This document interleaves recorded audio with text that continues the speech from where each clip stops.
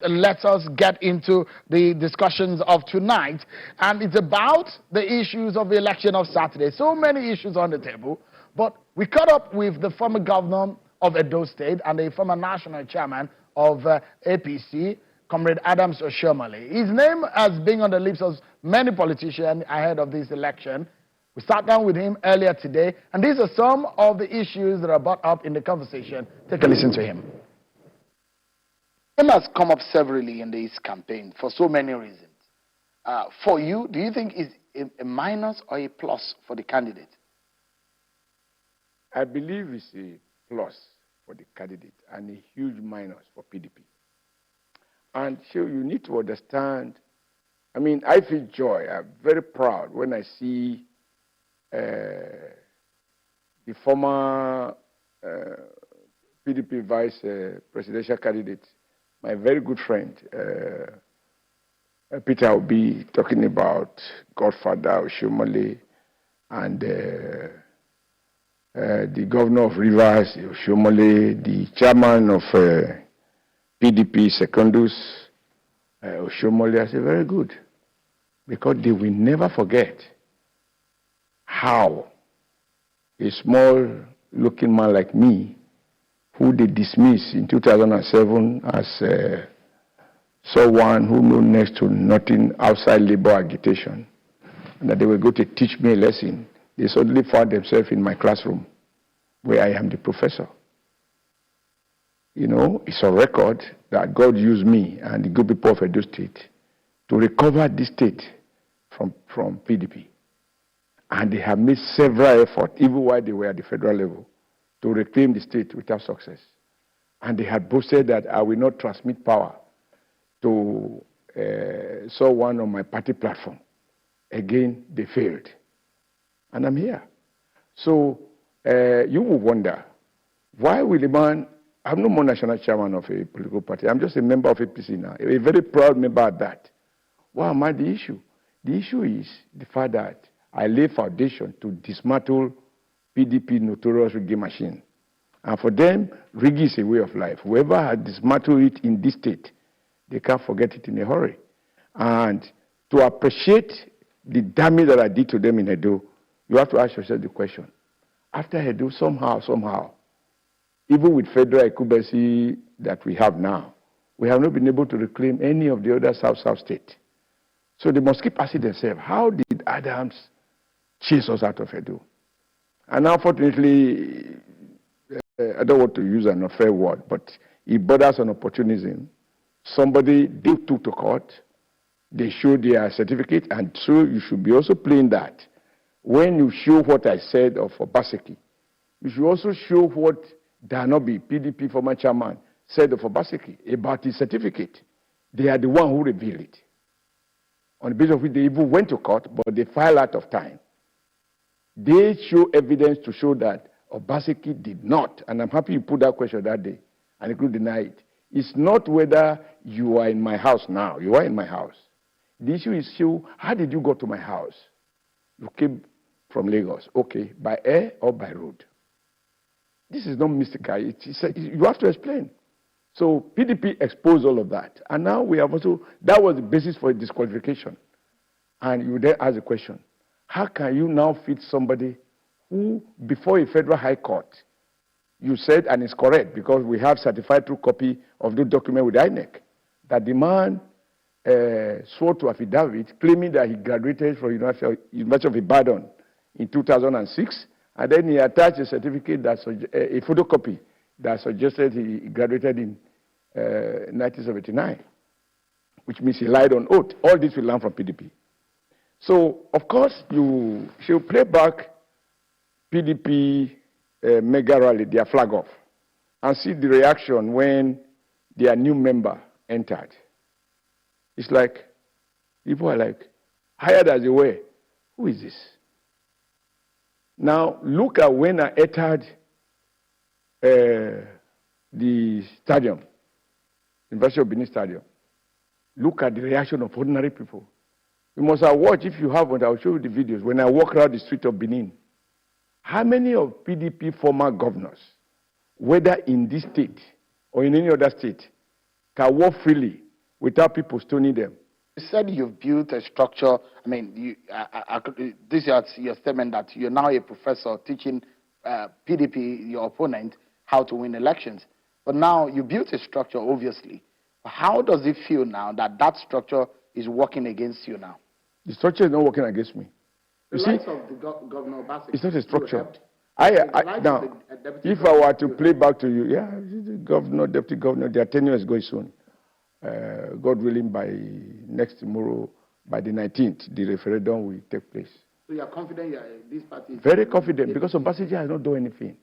All he did is resort to sophistry, do MOU, consultancy for everything. Those consultants want to see where they vote. So I think the point that is going for us is that Obaseki forgot that the basis of my winning the election, and I keep saying that, it is not for nothing. I checked the records. There was no issue of vote buying.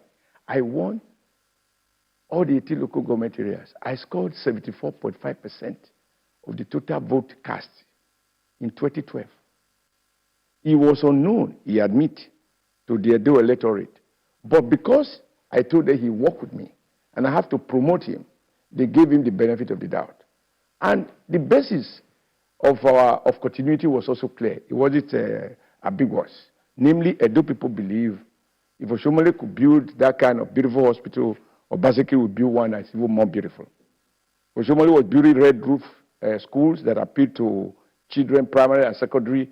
Obaseki would build the remaining schools that have not been built. What was Edo's position in the ranking of states in terms of the performance of the student from the state in WAEC? We took third in WAEC, down from about 30th position, where we were in 2008 when I became governor. We took second in NECO, down from about 28th position, where we were by 2008 when I became governor. We brought it down, though. We took third and second. Obaseki, over the past 2-3 years, don't take it from me. Place a call to crotchet this fact. Edo did not even feature in the ranking, because in terms of the number of students that participated and their performance, we simply fell out of the ranking scale. So that is the way to measure. So when I see him talk about Edo best, that is a huge fraud. A lot of conversation around how you helped Governor Godwin Obaseki into power. Yeah. But there hasn't really been a lot of conversation around how he said he helped you also becoming governor, and how he helped you, why governor. Did he help you to become governor? So this question, you know, as I said, I smile when I watch these things. Since it is clear now that he not really want to be a governor, he's currently a governor, and he wants to perpetuate, he wants a second term, it means that he has always wanted to be a governor, right? It would have been a solid dream. Why didn't he help himself first before helping me?